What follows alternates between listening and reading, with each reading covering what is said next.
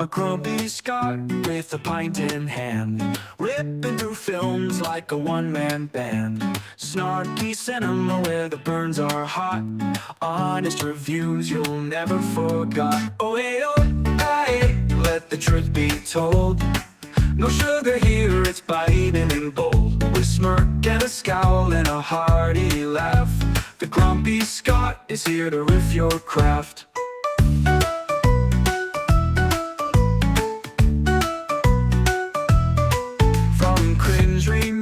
Sequels gone wrong, he'll tear them apart all video long.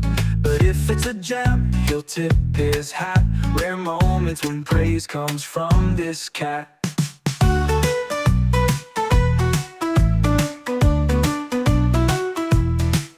From cringe remakes to sequels gone wrong, he'll tear them apart all video long. But if it's a gem, he'll tip his hat. Rare moments when praise comes from this cat. Snark so sharp it'll cut through steel. Honesty that you can taste and feel. No fluff, no fuss, it's the Scottish creed. For brutal truth, the world does plead. Oh hey, oh hey, let the truth be told. No sugar here, it's biting and bold. With smirk and a scowl and a hearty laugh, the grumpy Scot is here to riff your craft.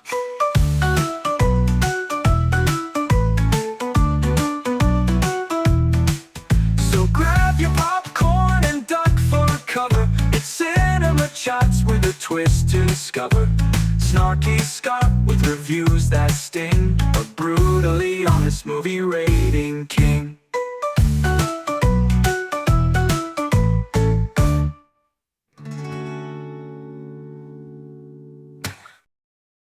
Hey, welcome to Tuesday night's movie review. It's me, Sgt Grumpy, Shaun, and David.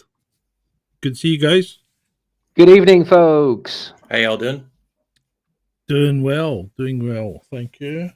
Right, so tonight we're going to be talking about a Blade Runner. Everybody's seen it and watched the right version, I hope.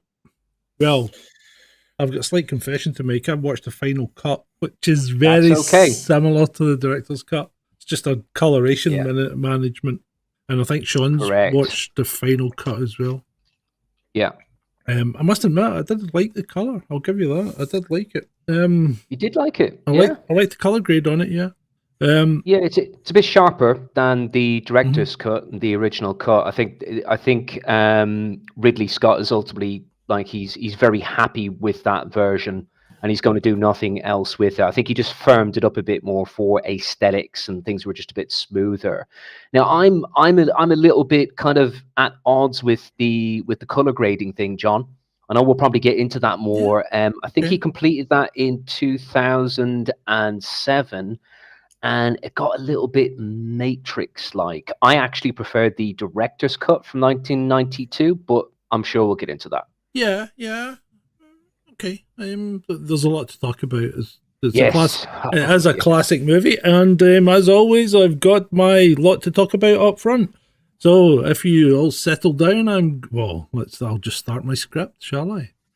Right, settle in, folks, because I've just subjected myself to Ridley Scott's Blade Runner director's cut or final cut, and by Christ, what a difference from that butchered theatrical release they foisted on us back in 1982.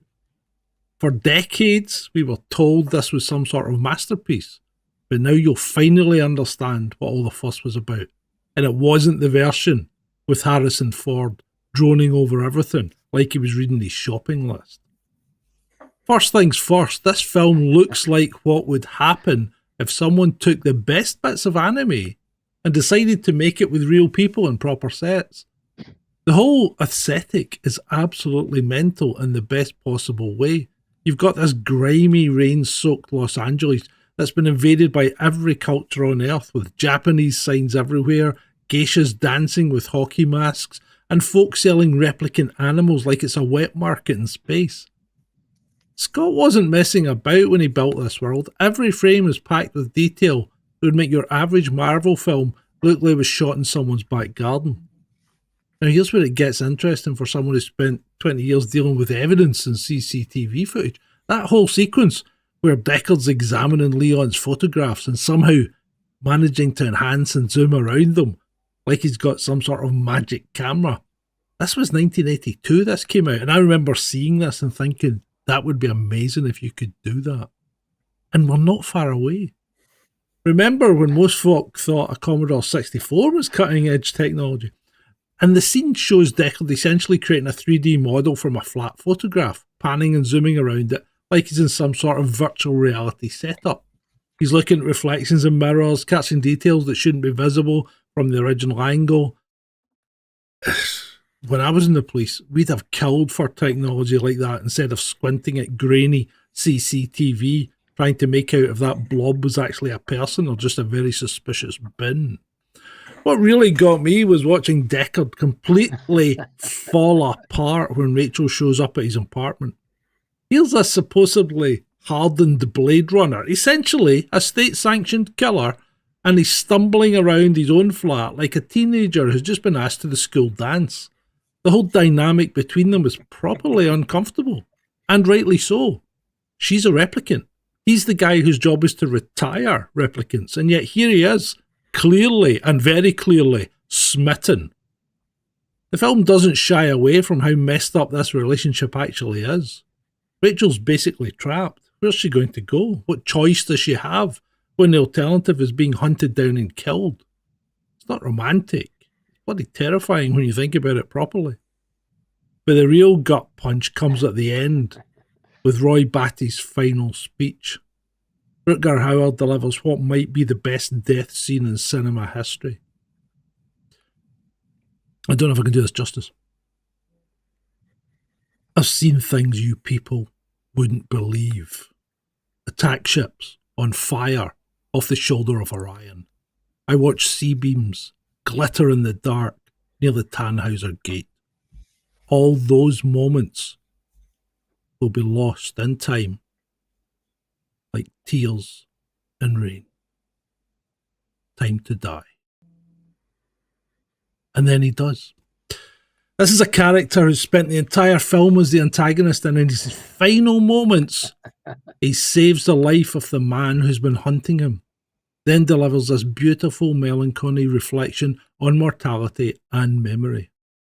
It's the sort of writing that makes you realise most modern blockbusters are written by people who think subtlety is a type of sandwich. Here's where the director's cut really earns its stripes.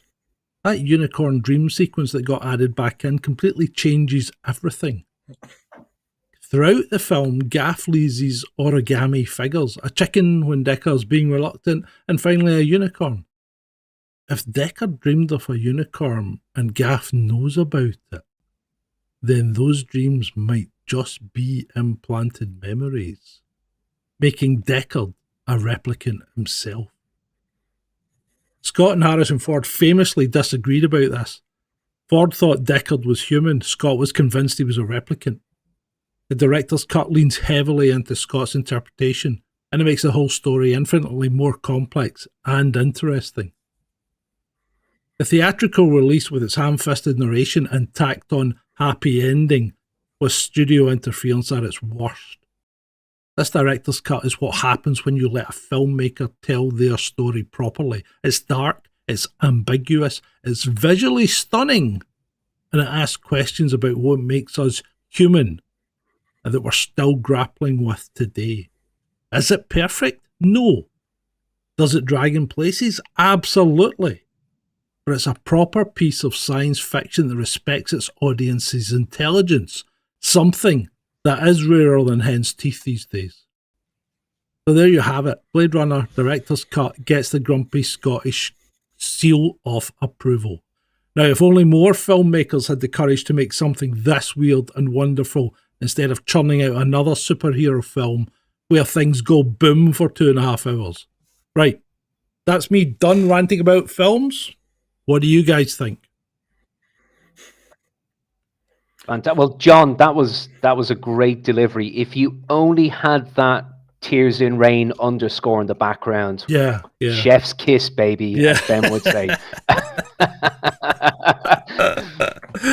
Thank you. What do you think, Shaun? Very good.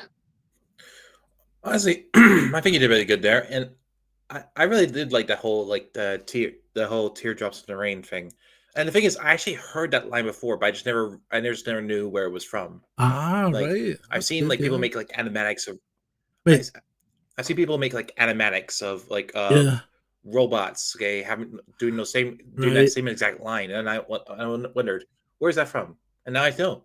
Yeah, well, in fact, we'll go into even more information later on that you might be quite surprised at. But David, do you have a little something for us, perhaps? I have a little something. Absolutely. I have a little bit something a little longer than usual because I absolutely love Blade Runner. That's good. That's good. Okay, here we go. As soon as the usual studio logos fade and you're left in a few seconds of darkness and uncertainty, the thunderous downbeat of Vangelis's opening title score hits. And just like that, you're pulled into something special. Blade Runner opens not just with a bang, but with a mood. Visually stunning, apocalyptic, and unmistakably dystopian.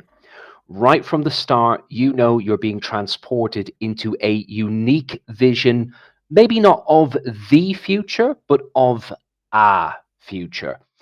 In my opinion, Blade Runner is one of the greatest science fiction films of all time. A dark, aesthetic masterpiece, often cited as Ridley Scott's finest work.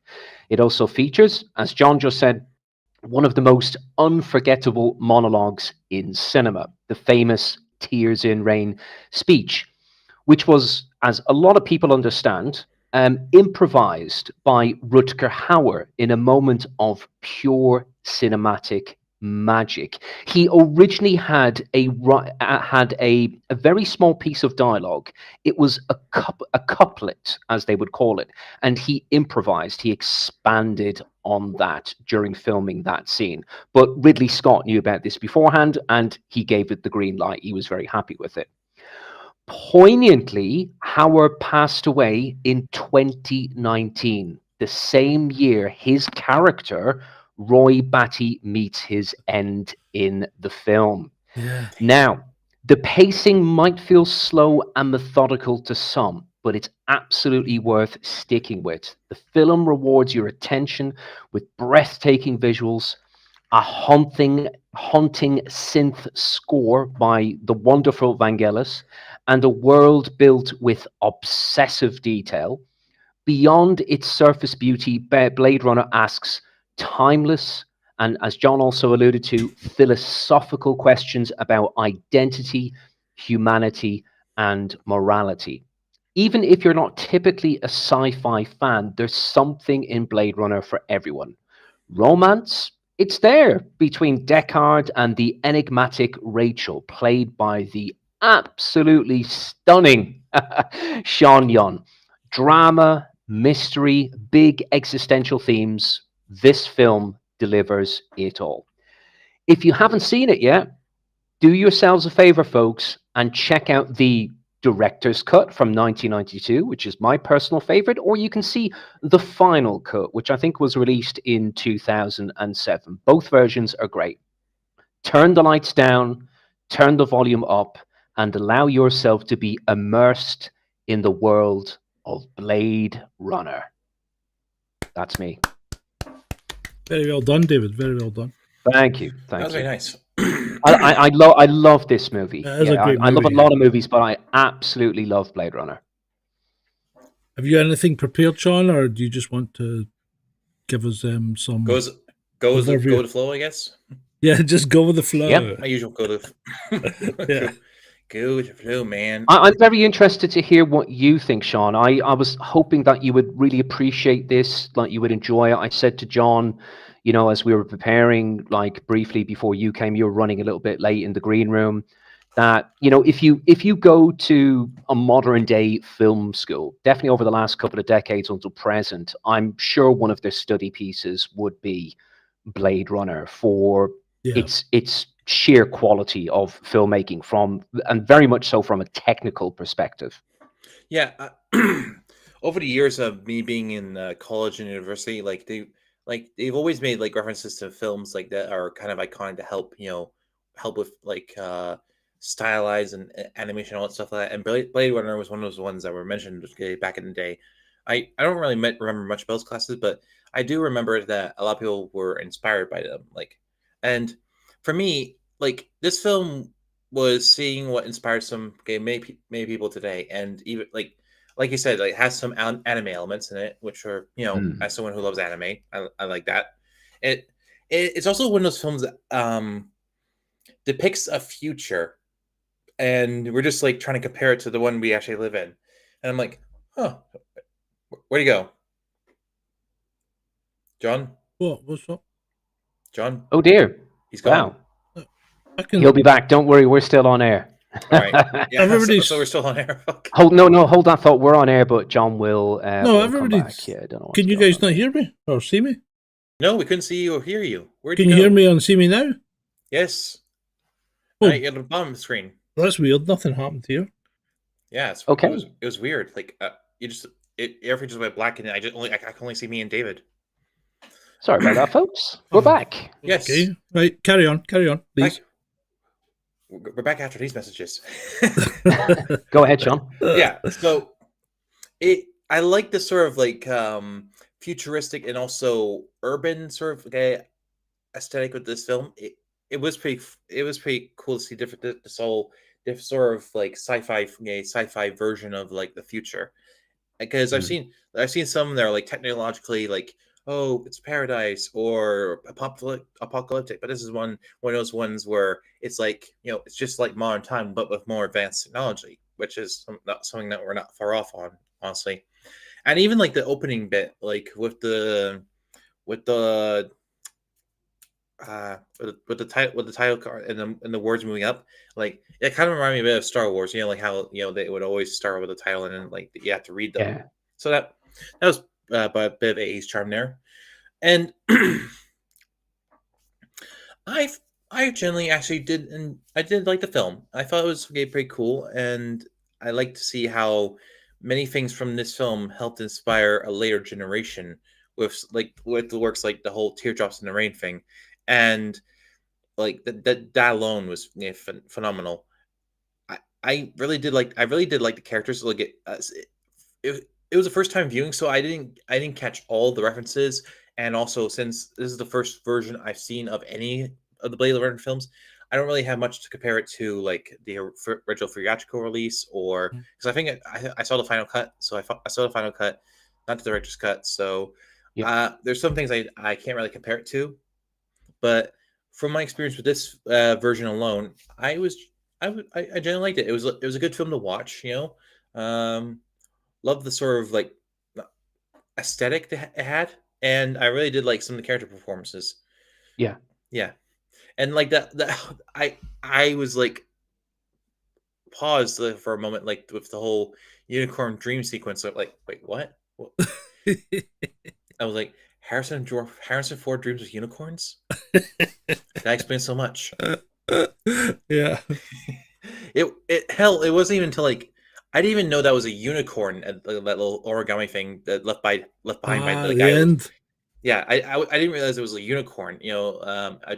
It was hard to tell what it was at the time.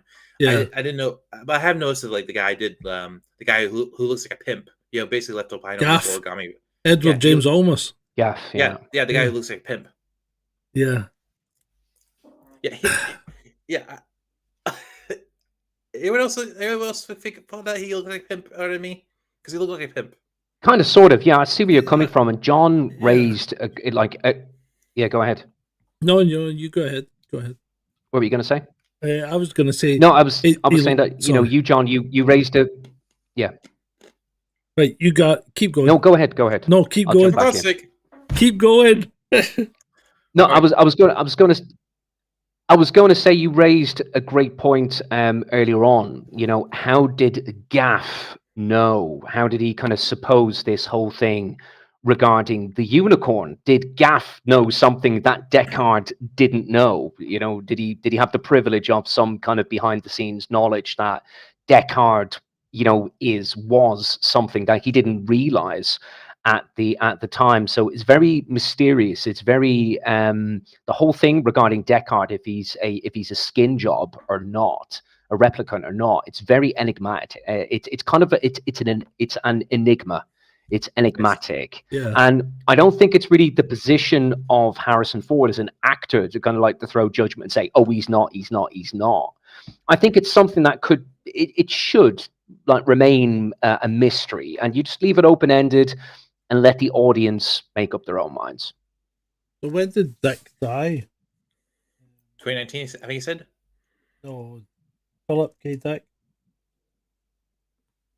He died in March of 1982, and the film was released that June. He was not happy in the weeks or the months prior, and he was invited to see a special effects and visual reel before the original theatrical release, before the official release in June of 1982, and he sat down with the effects team and he kind of had a private screening of particular sequences, and he was blown away. He was really impressed. And to paraphrase what was said in a documentary featuring Mark Kermode, he was quoted to say, you know, how did you guys do this? This is pretty much how I visualized this to be. And they knew at that point that they had nailed it.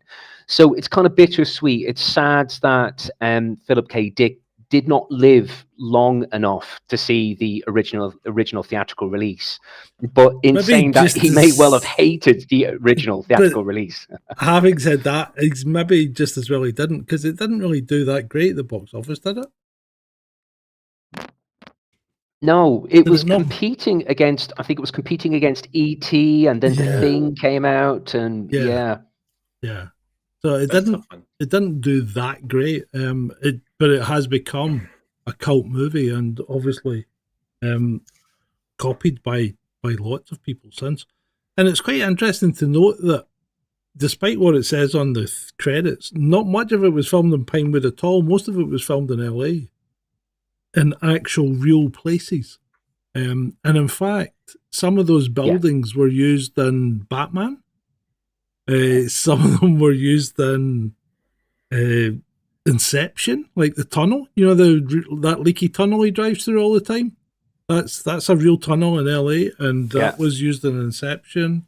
So the actual locations are all well known. The Union Station was used. In fact, they built kiosks and things, and part of the deal was that they left them for the station to use. So they really transformed the locations that they used by using loads of neon and turning the lights off and making it rain, you know. And really, what a difference it made! It made a fantastic difference to the whole ambience and you know, the whole visual quality that you got from the place. Yeah. Cool. Ridley Scott did incredible visual work with it. Definitely not an easy man to work with. There was a lot of trouble with this production. I'm sure we'll get into later on or shortly or whatever. I think the principal filming took about 5 months, and according to the principal actors, it was a very difficult shoot working alongside Ridley Scott. Very difficult indeed. The production was actually riddled with a lot of problems. A lot of politics were happening behind the scenes. And it was really, they didn't have a lot of money either. What was it? I think it only used about 30 million or something to make it. It was like really low budget. Yeah, I'll give you the figures. Yeah, $15 million. I think they started filming 15, and they started filming in 1981. Yeah, you might need to fact check me on that. 1981, It was budgeted initially at $15 million, but it swelled to $28 million by the time all of the principal filming was finished, and then the post-production with SFX, VFX, and all the trimmings, etc. So it went vastly over budget, and worldwide it took in $41 million in 1982. So the financiers made some money back, but they weren't really happy. That's actually a loss maker, because by the time you add the advertising budget and then the cut for the cinemas, you're not making any money back off that. That's just a lot. It's maybe broke even if you're lucky, but it's probably made a loss. Yeah. Which is a shame, because, it is a tremendous movie.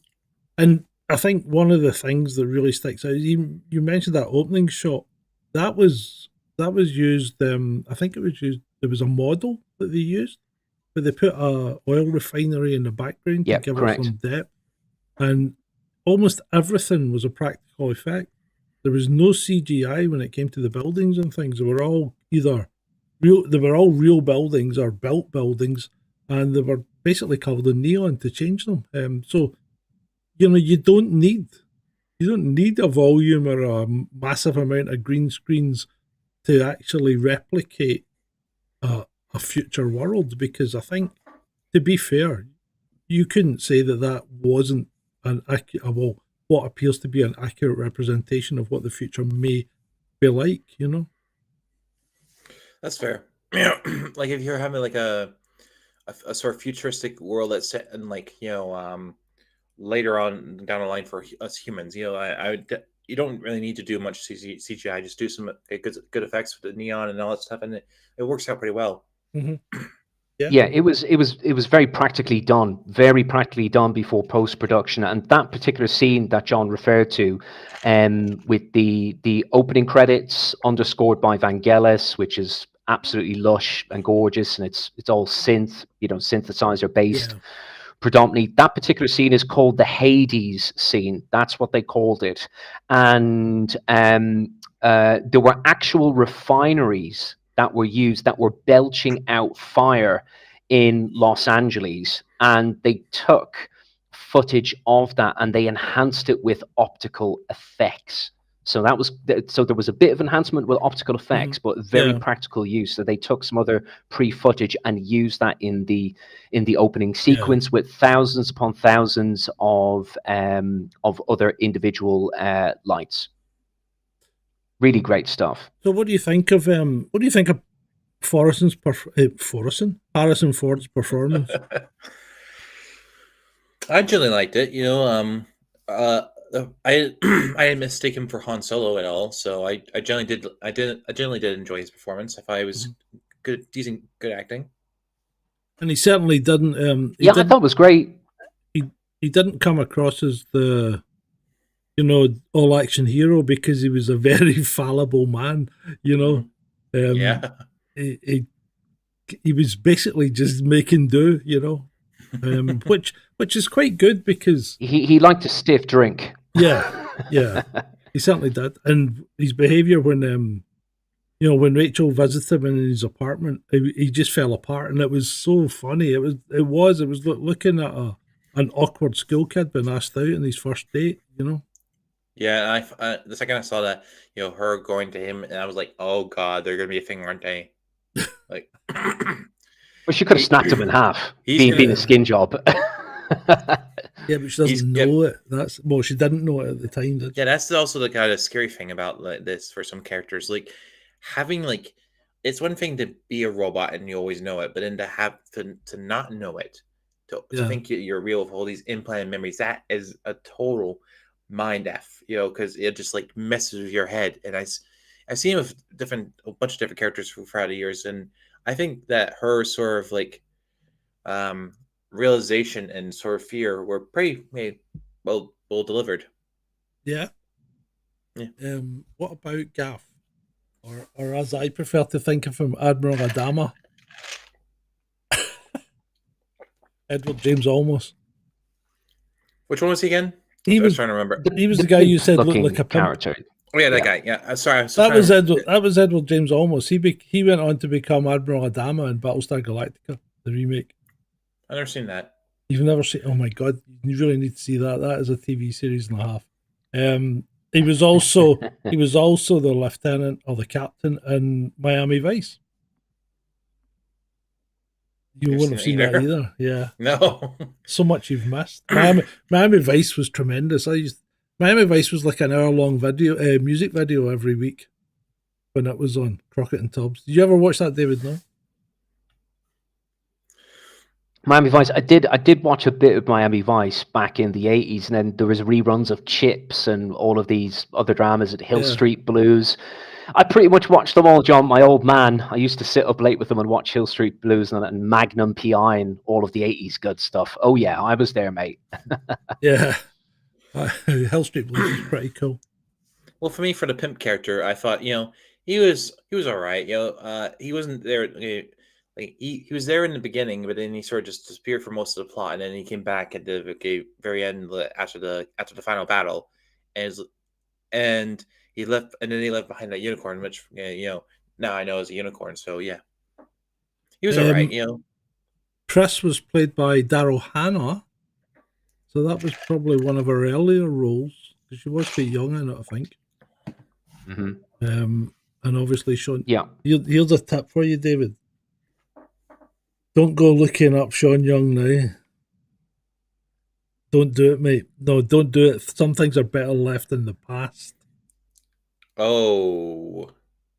I think the last time I saw her in a movie was Kill Bill. It was volume 1 and 2, and even then I was like, oh, okay, all right. Oh, is she the Kill Bill person? No, I think she wasn't the. No. No, Uma Thurman was a Kill Bill person, but don't go looking her up now, mate. Just keep your memories and cherish them. Gotcha. No, I really I liked Gaff, played by Edward James Olmos. Kind of, he was basically Bryant, so the chief superintendent or the sergeant, Bryant's kind of like right-hand man, or so to speak, to yank in Deckard when he was needed. And the overall cast was great. I think the casting was great. I think a lot of these actors were seasoned professionals, apart from Shaun Young. She was relatively unknown, and apparently Ridley Scott picked her because she had this certain like visual quality, this kind of like je ne sais quoi or star quality that Ridley Scott picked up on. Yeah. Because he goes for the aesthetics, he goes for the the beauty of the visual stuff. Yeah. And so he plucked her from her unknown obscurity and launched her into that role. And boy, did she fit it like a glove. She's such an amazing Rachel. Yeah, absolutely. Yeah. Yeah. I think it's good for. Sorry. I think it's really good for like movies to try and take a chance with some new actors, not just like hire not just hire well-known ones, especially like it gets tiring over time if every movie just suddenly starts to rock. And and it's cheaper as well. But like I really do like when new actors or new people are brought into like to the acting job, and so when you're trying to associate the character, you see the character, you don't see the actor.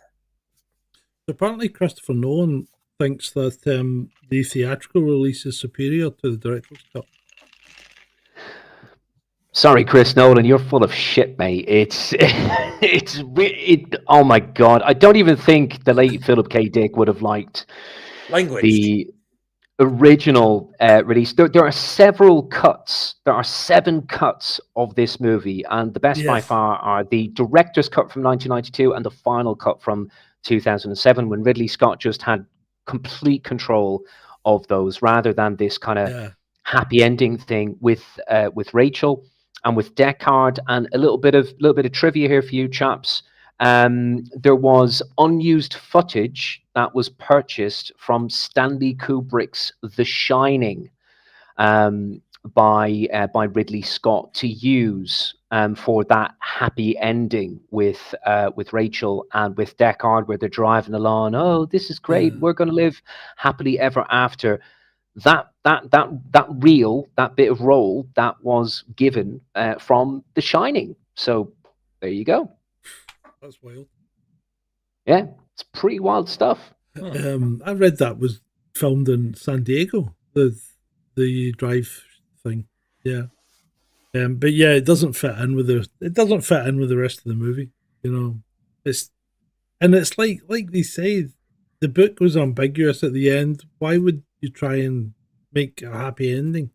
You know, from something that nobody knows what's going to happen, because you don't know if he's a replicant. You don't know if he's time limited. You don't know if she's meant to be special, but does that mean she's not time limited? Or you just don't know, because what's his name? Gaff is implying that, you know, pity she's not going to live for long, but then who does? And is that then bringing us back to the human condition?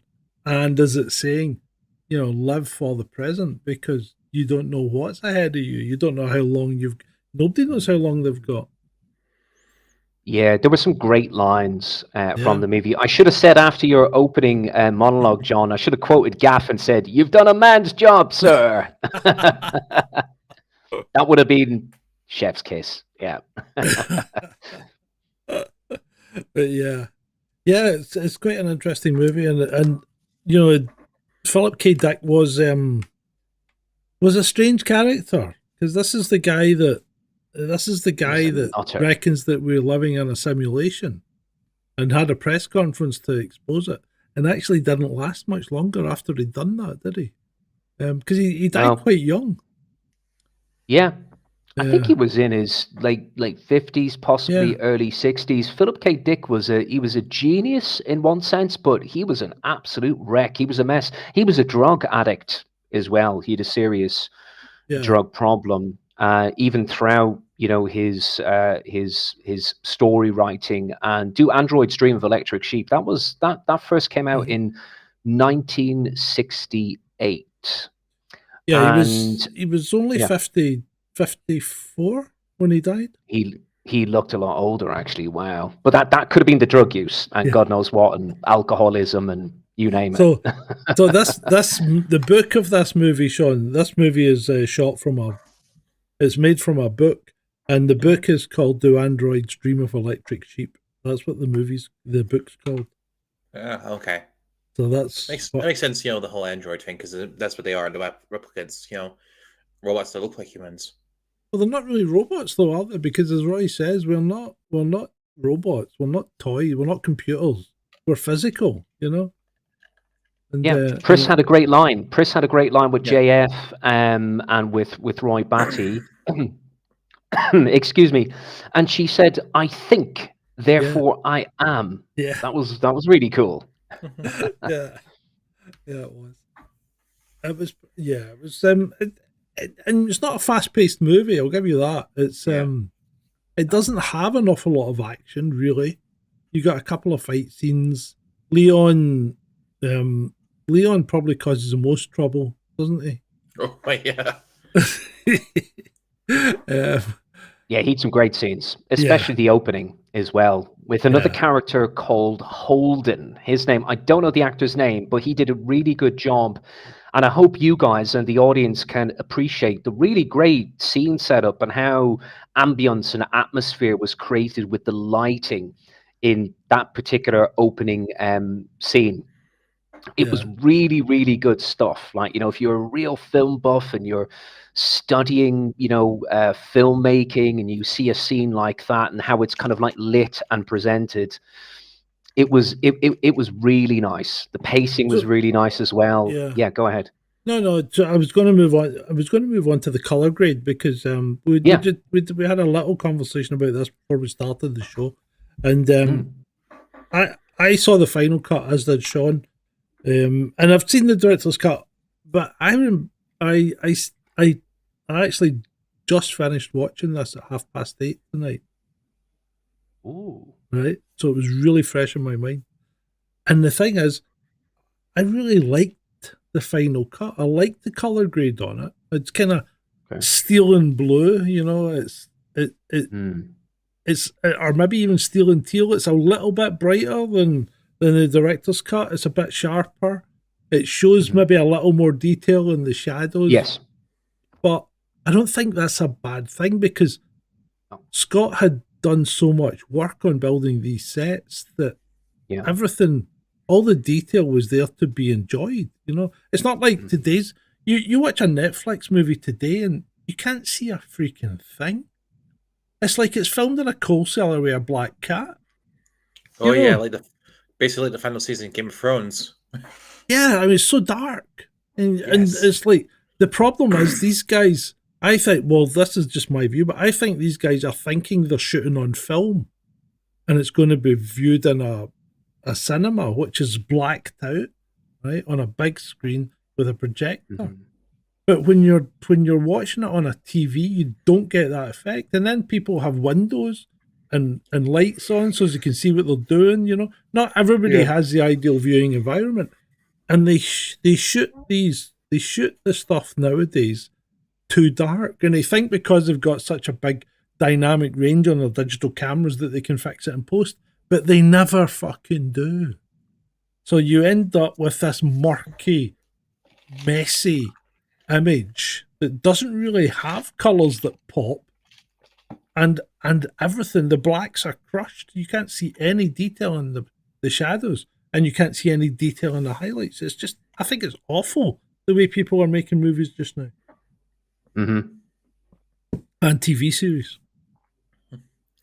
So sorry.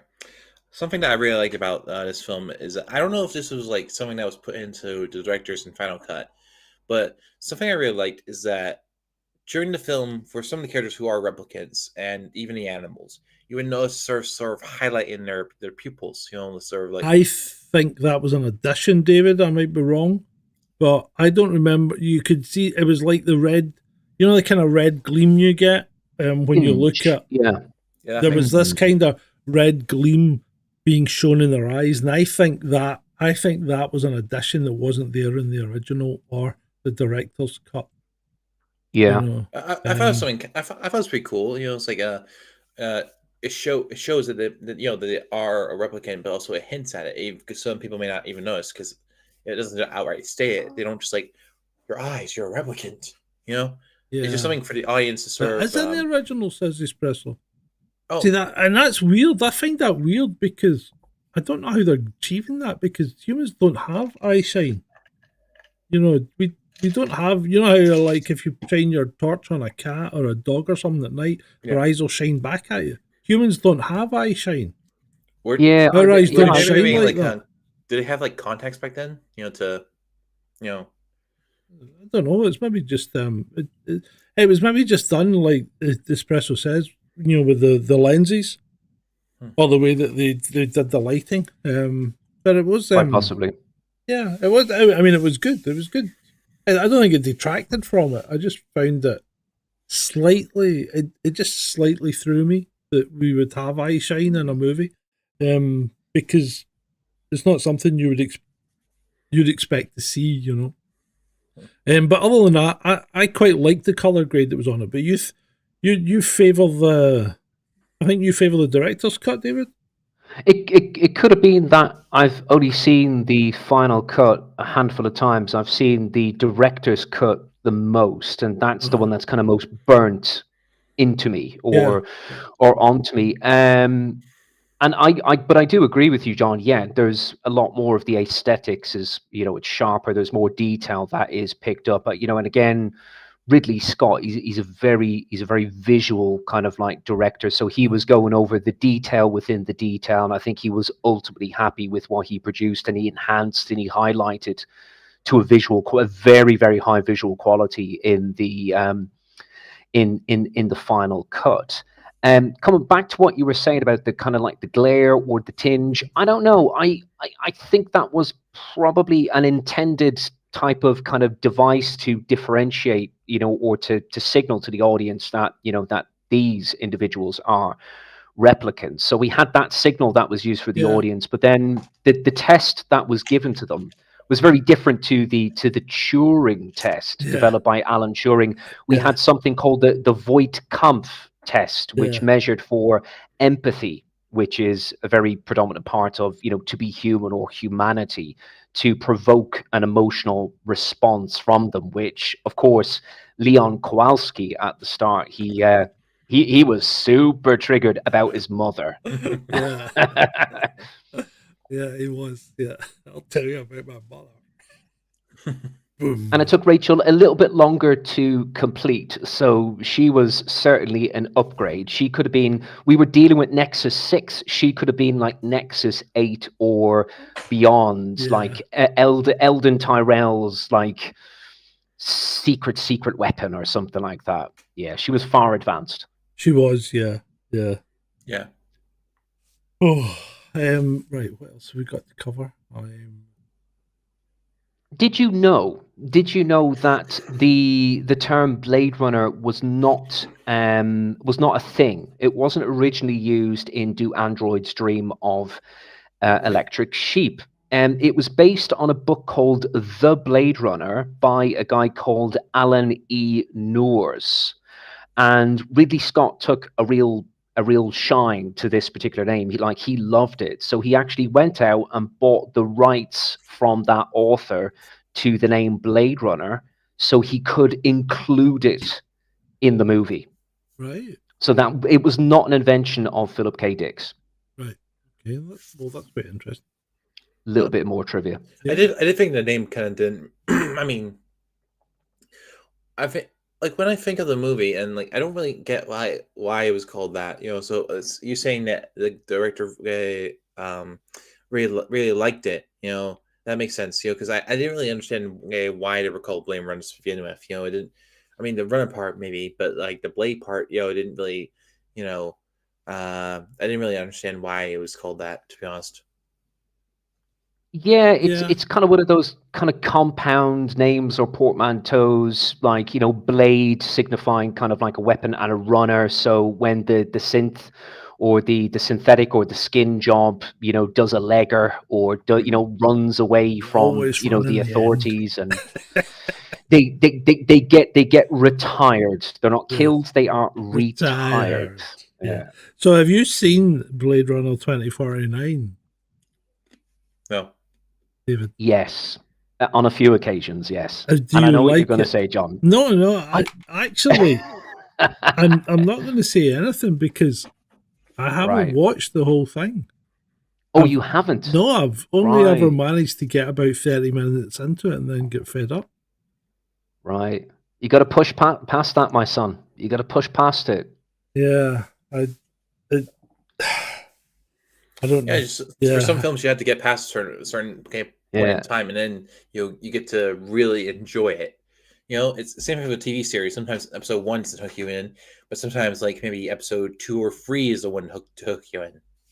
Yeah, like 2049 is not necessarily a sequel or let alone a prequel. It's kind of like, a lovingly created additional chapter by the director Denis Villeneuve of Dune and Arrival and lots of other great movies that he's directed, to kind of extend the Blade Runner like universe. It took well over 30 years, to create another Blade Runner movie. I really, really enjoyed like Blade Runner 2049. I went to see it at it wasn't IMAX, but it was the closest thing. It was called View Extreme, so it was just about the IMAX experience, and it absolutely like blew me away. And I think it won a couple of Academy Awards for its special effects and its original soundtrack as well.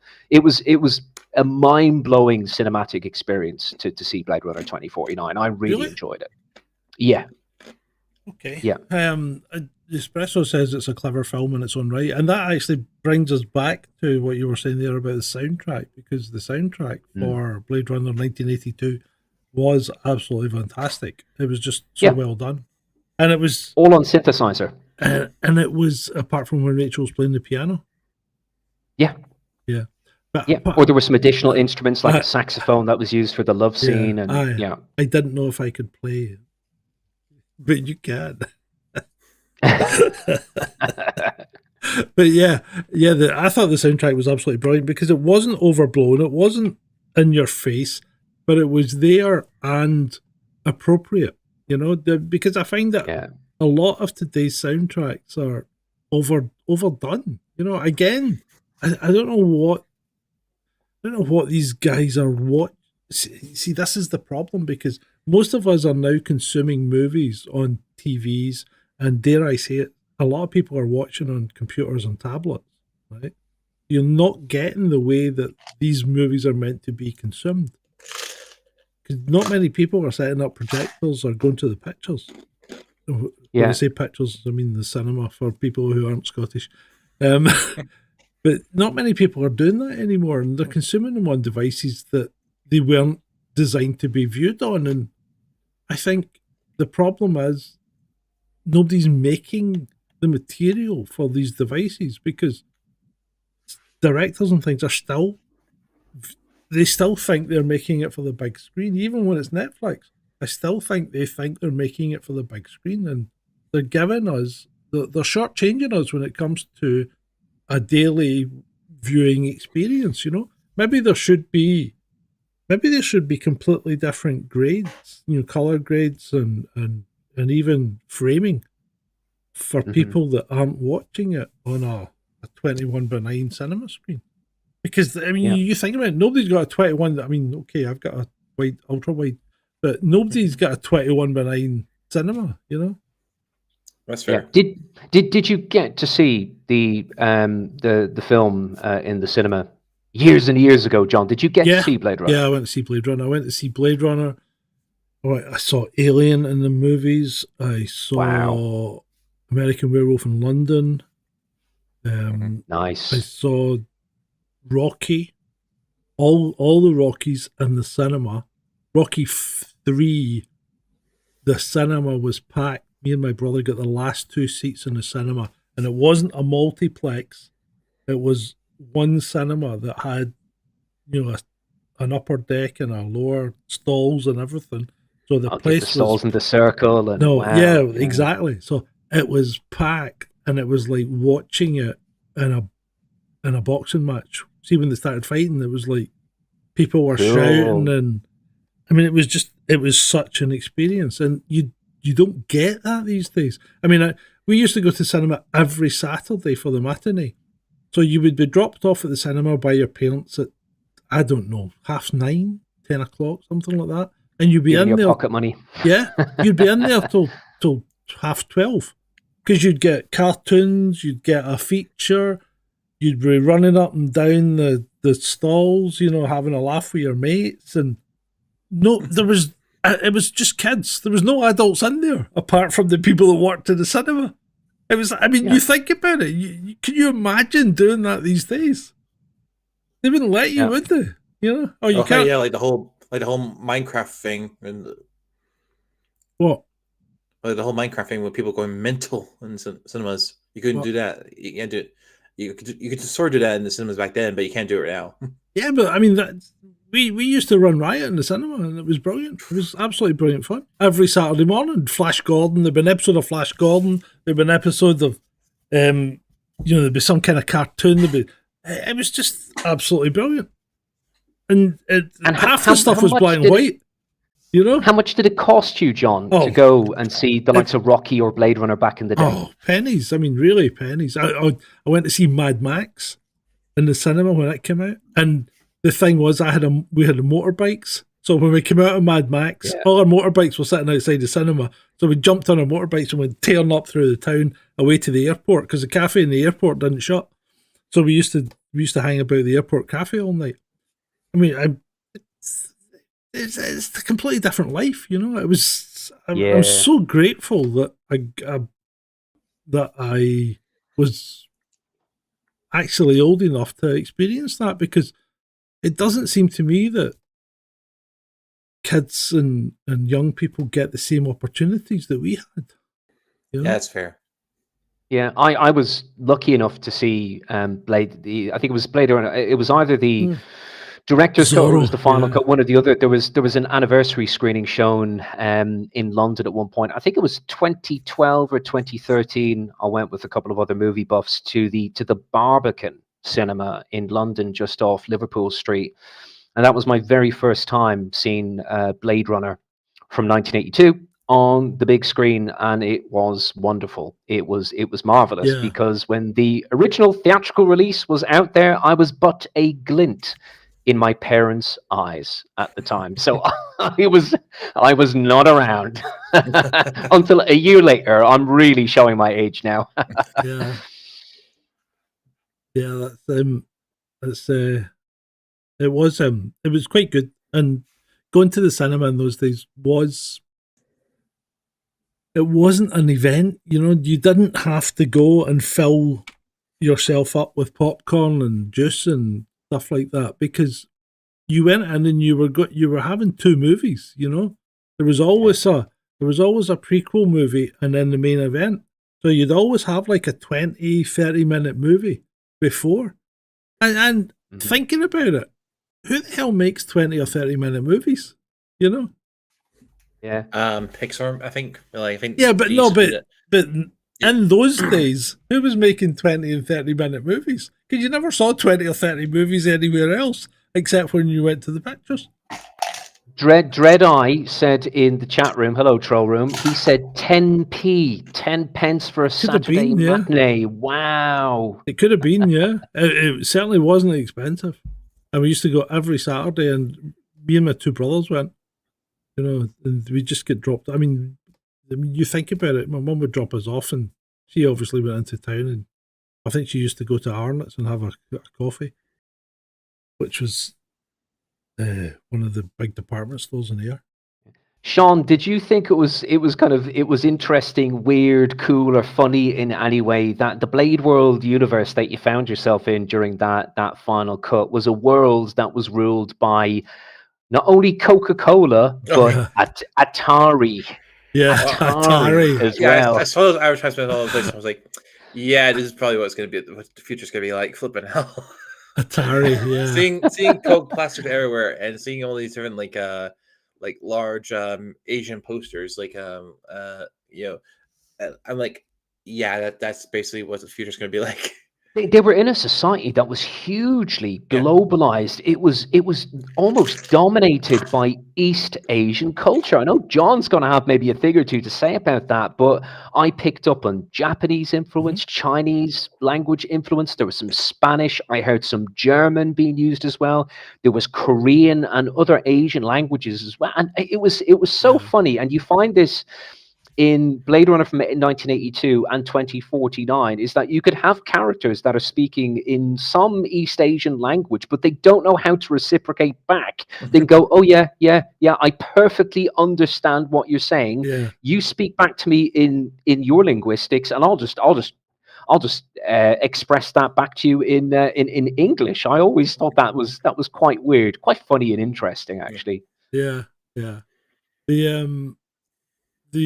The Bradbury building was where they had the iconic final scene, where Batty delivered his speech. It was an 1893 building with more wrought iron than Blackpool Tower. The production team didn't need to dress the place; they just turned off the lights and let the natural decay do the work. By 1982, the building was so dilapidated that the LAPD's Internal Affairs Division later moved in, which tells you everything you might need to know about it. Less is more, baby. Less is more. Yeah, they really used what they had there and maximized it. That was great. It's now been renovated, and there's a secret bar inside it that serves £15 cocktails to film wankers. Like Mark Kermode. Yeah. Hello, Mark. Yeah, Union Station. So if you think about it, that was set. The cop shop was set in Union Station, so they'll recognise the marble floors and the Spanish colonial arches of Union Station's main concourse. They built temporary office sets right under the departure boards and negotiated a discount by letting the station keep the structures. The Dripping Wet Tunnel, that's the second street tunnel between Hill and Figueroa. a 1931 Depression-era project that appeared in everything from The Dark Knight Rises to car insurance ads. They didn't even need to add any grime. They just let the existing water stains and let the echo do the rest. Deckard's apartment's exterior is the Ennis House, a 1924 Mayan revival monstrosity that looks like an Aztec temple designed by someone who'd never left Milwaukee.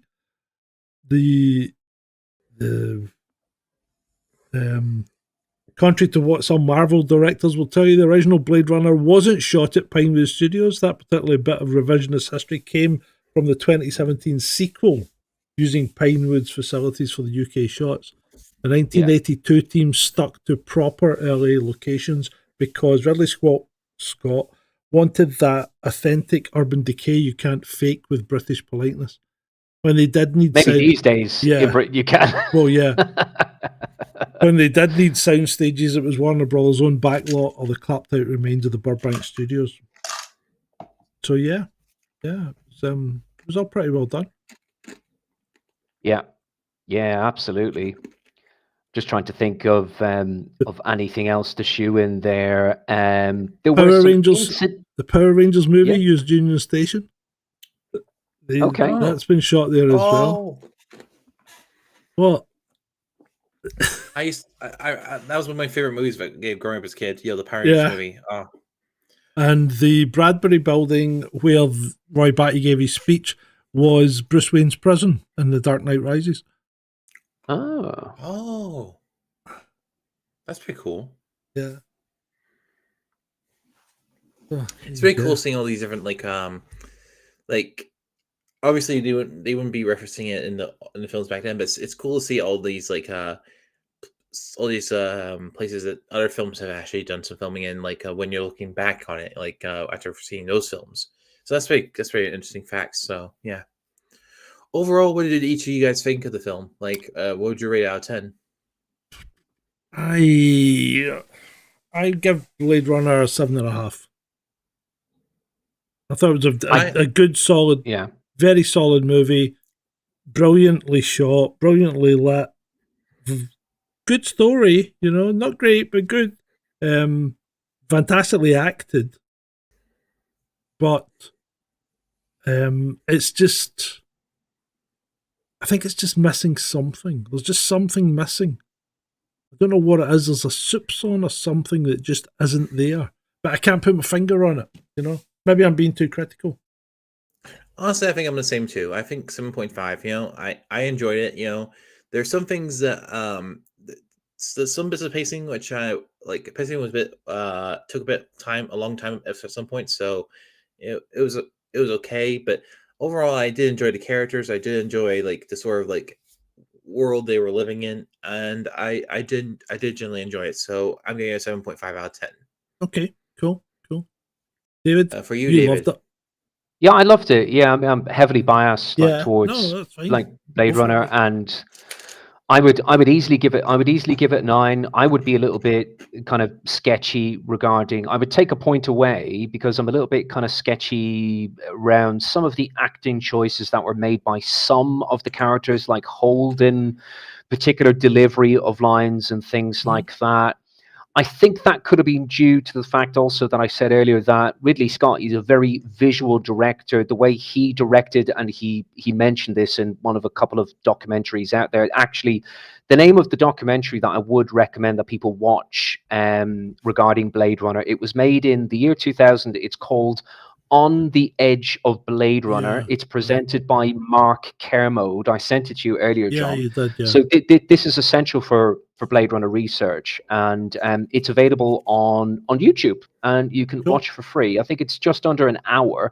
So if any of the troll room, any of the audience who are watching this on the flip side later, if they want to do a bit more research on the edge of Blade Runner.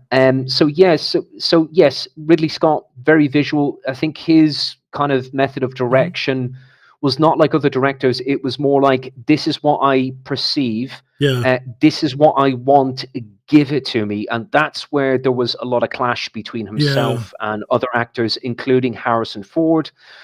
because they were dealing with a very, very different and very often difficult director, and Scott was exploding frequently on set and shouting and screaming, and they had a very difficult 5 months with him, but they got a great product in the end. So no, that's cool. All's cool. well that ends well. Indeed it is. Right, Shaun, what's your choice for next week? Oh, okay. I'm gonna go with what I chose last week for the votes. Iron Man. Yes. Told you should play to the audience. Yes, and sometimes I'm trying to introduce some culture to the audience. Iron Man's not culture. Yes, it is, sir. You watch your tongue, or I shall cut it out for you. Iron Man. So, me up against me, isn't it?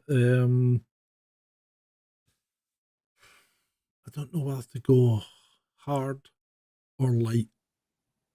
Hard or light. Hard or light. What do you mean hard or light? Well, go in harder. Go in with a heavy movie or go in with a more light-hearted one. Mind you, I did pick War Games the last time and that was quite light-hearted. So I might go in hard this time. Okay, let's do it. Let's do it. It's got to be done. Apocalypse Now. Wow.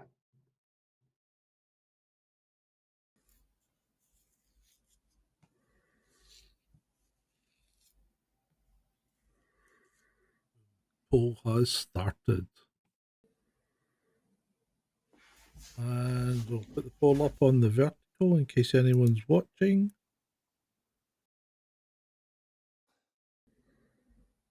If you get to see Apocalypse Now, Shaun, you better go in. You better go in. What does that mean? You better go in with a security blanket or something. It's rough. It could be it's a rough ride. What? It's not horror, is it? No, it's not horror. It's a war movie. Okay. Vietnam War. Oh, okay. But it's mental. It is mad. You thought Dr. Strangelove was mad? It's more like comedic mad. Yeah, this isn't comedic, but it is. It's pretty. I think it's a pretty gritty and realistic depiction of what could have gone on in the Vietnam War, because it is absolutely, it covers everything from the horrors of war to drug use and stuff like that. So yeah, it's also like that. So like the other film we watched with the with the wedding in the beginning. Oh, like the Deer Hunter. Yeah, but it's probably a more iconic movie. I mean, I could have gone. I was toying with the idea of going Catch-22, but that's just maybe a step too far for Shaun. I think it might break him. Well, put me in a deeper depression than I already am. You don't need to be depressed, right? Yep, on the edge of Blade Runner, care mode. There is a version of Apocalypse Now. I think it was. It's called Apocalypse Now Redux. I think it was re-released into cinemas probably 20 years ago or so. You remember that, Shaun? Yeah, I don't know what's going on with the. Oh no, right. Yeah. Yes, there is a version called Apocalypse Now Redux. What one do you want to watch? So enhanced or sharpened up or something. Yeah, the Redux one's fine. The sacrifice scene is cut out of some versions. So if you're streaming it off something that you have to pay for, you'll probably find that's been cut. Spoiler alert. Yeah. But the because of course you do know that wasn't faked, that was real.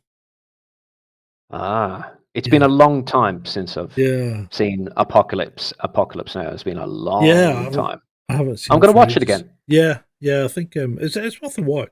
And of course, well, if he wins. of course, you've got the famous Ride of the Valkyries coming in on the helicopters. That's just yeah.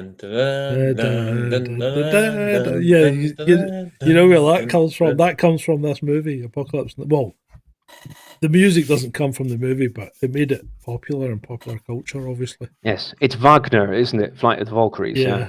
Yeah. Right. We're just waiting. We'll give them 5 minutes. So far, it's Apocalypse Now in the lead. And if people are interested, do check out Blade Runner 2049. Let us know what you think in the comments at some point. Yeah, I think I'm going to have to watch it.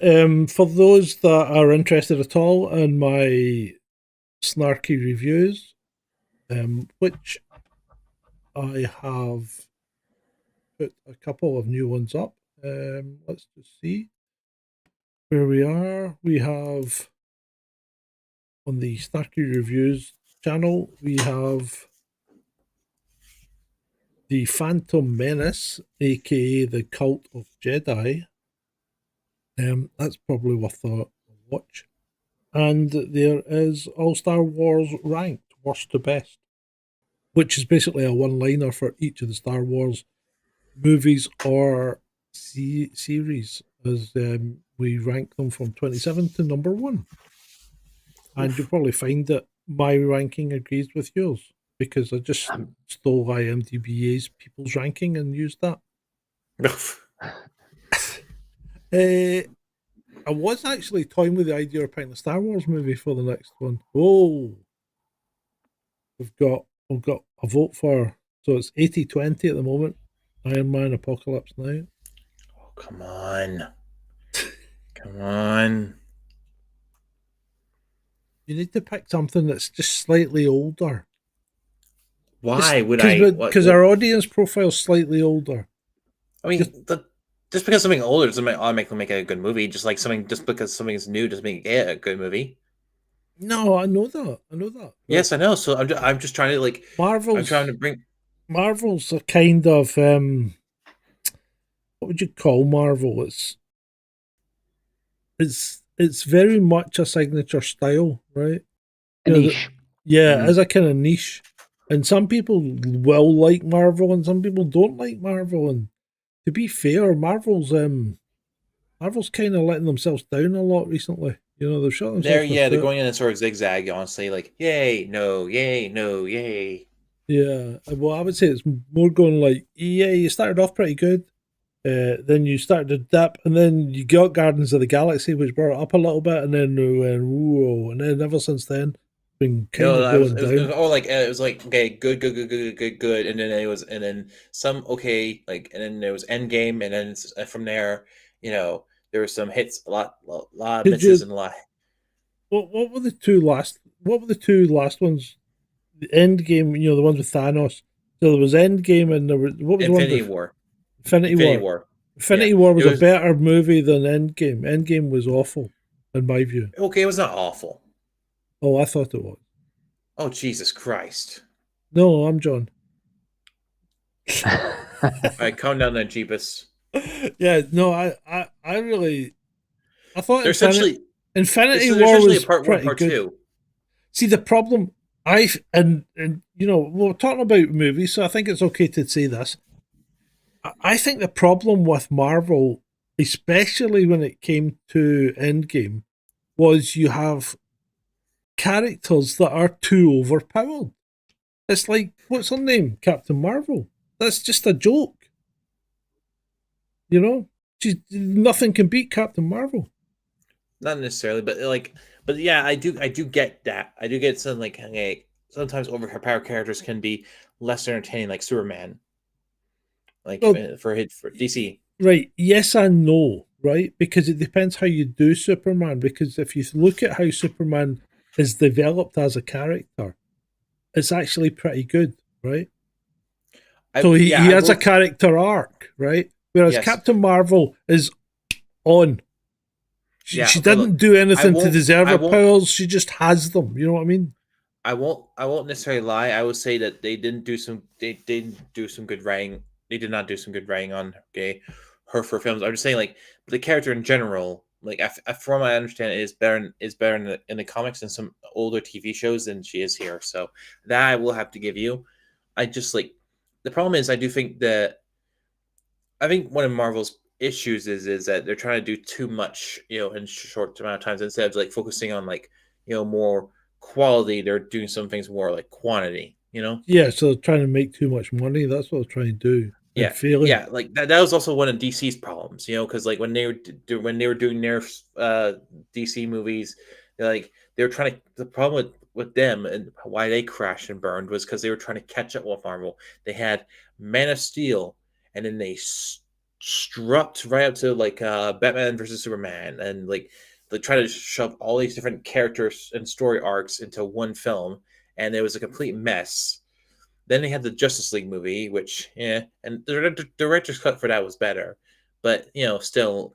And then they had some decent movies, like Aquaman was a decent movie, Wonder Woman was a good movie. The first Shazam was a movie, was it?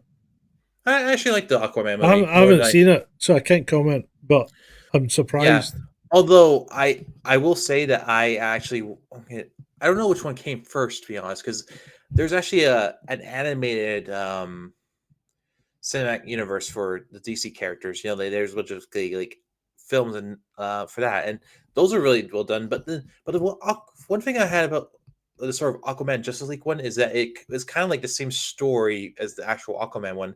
I need to look up which one came first. 1 second. Let's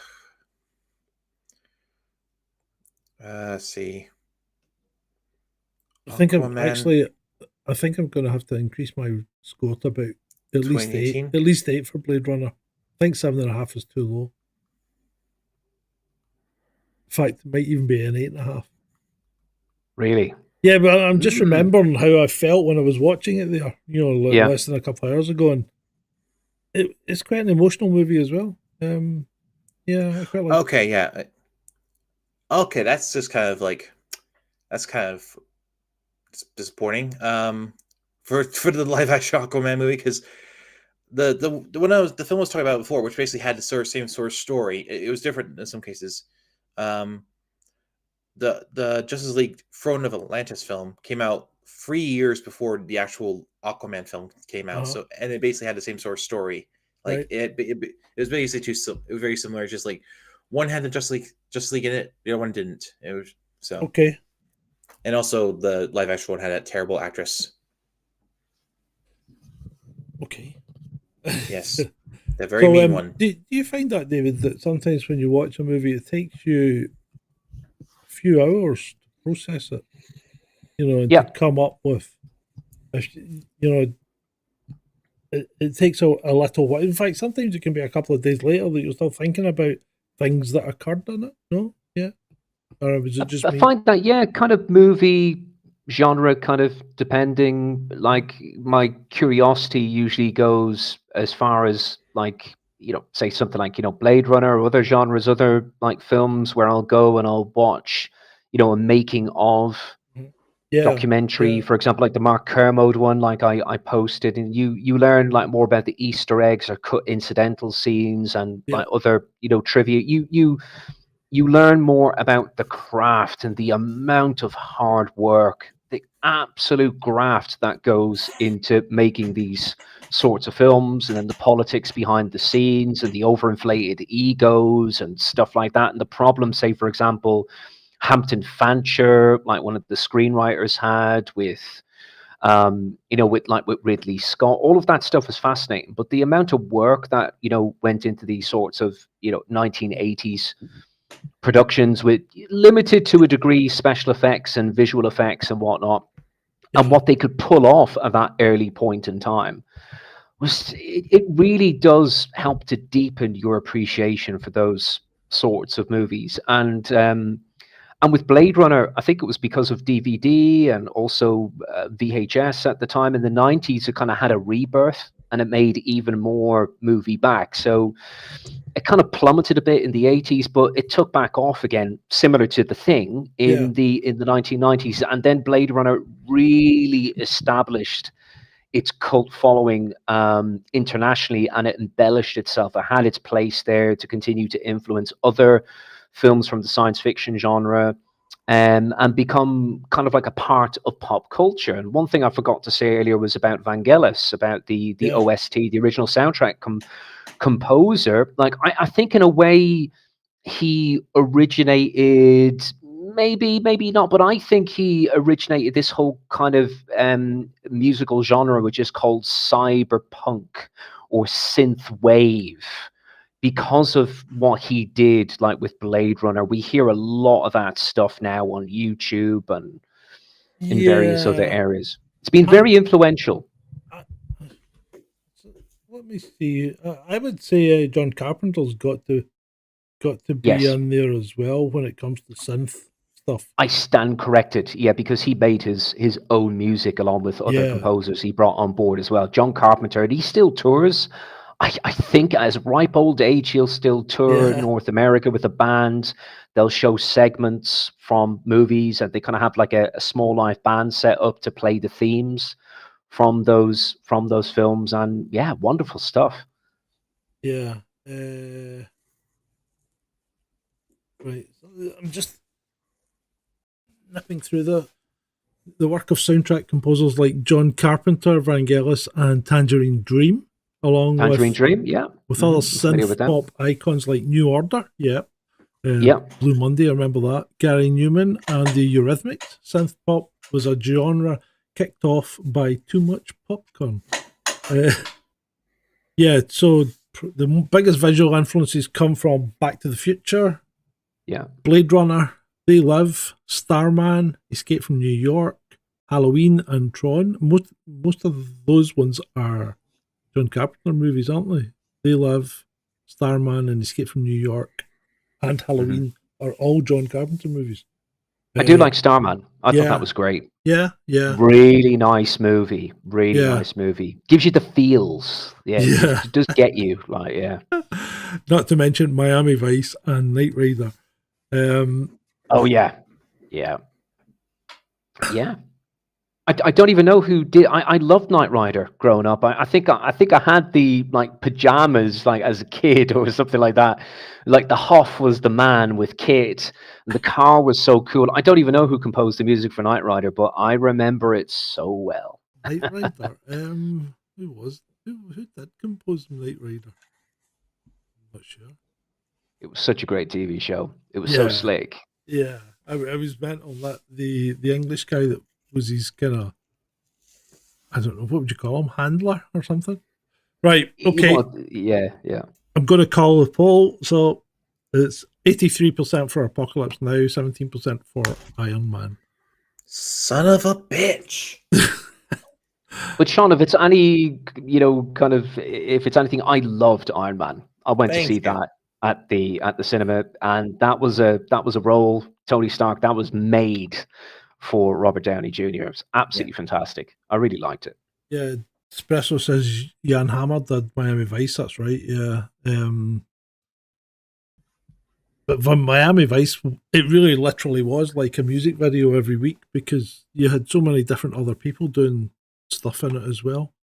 Yeah, we were in that new romantics era as well in the mid to late 80s. Very cool time in the UK and in America, especially in the UK actually. Yeah. With synth pop. Yeah. What was I going to say? I forgot the movie I was going to suggest, and I'd forgotten the one I was going to suggest, but too late now. So I'll do it the next time. I have to suggest. Didn't you say like something like Star Wars or something?